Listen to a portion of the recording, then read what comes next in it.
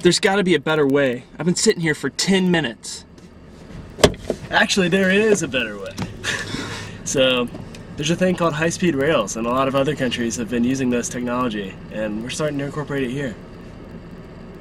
Like what? Like bullet trains? What is it exactly? It's basically, imagine like your standard normal train, but except it's going to be more sleek and aerodynamic, and some of them even go over 200 miles an hour.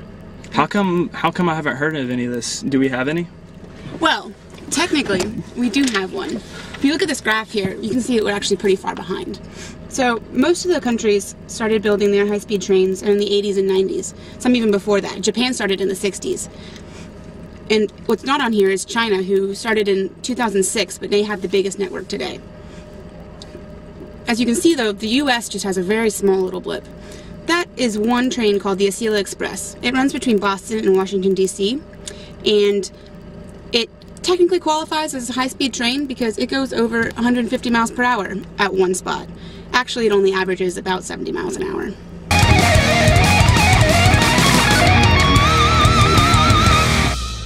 Wow, that's kind of sad. Are we planning on catching up? Well, there are a lot of ideas. So here's a map of some of the proposed routes around the U.S. The one in California is actually currently being built, but it's run into a lot of problems. What kind of problems? The same problems that have kept high-speed rail out of the U.S. for decades now.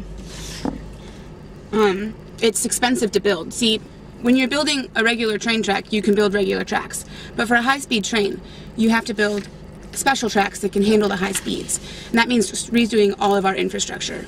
So, especially on long distances, it becomes a problem. Even the short track that they're building in California between LA and San Francisco is estimated to cost $64 billion. Gracious. How has everybody else done it? So, places over in Europe that have had high success with this kind of thing, their cities are all really close together, so they don't have to build as much track to get from major cities. In the US, our big cities are really far apart, so it would just be super expensive to do that. And also, our whole culture is built around highways, and people get around using cars, so there's debate whether people would even switch to using high-speed rails because the highway system is so convenient, and we have roads linking every city.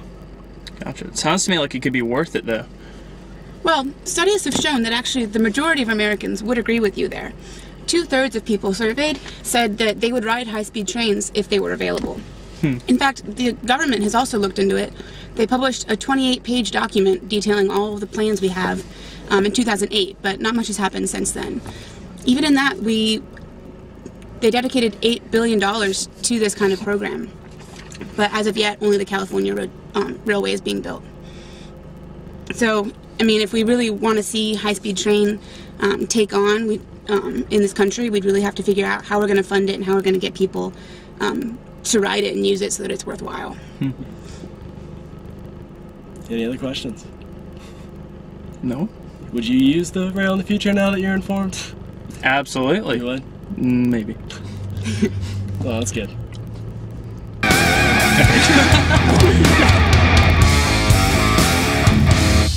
So how has everybody else done it? We can cut part of it. Okay. Was that one of the questions? Yeah. Yeah, you can skip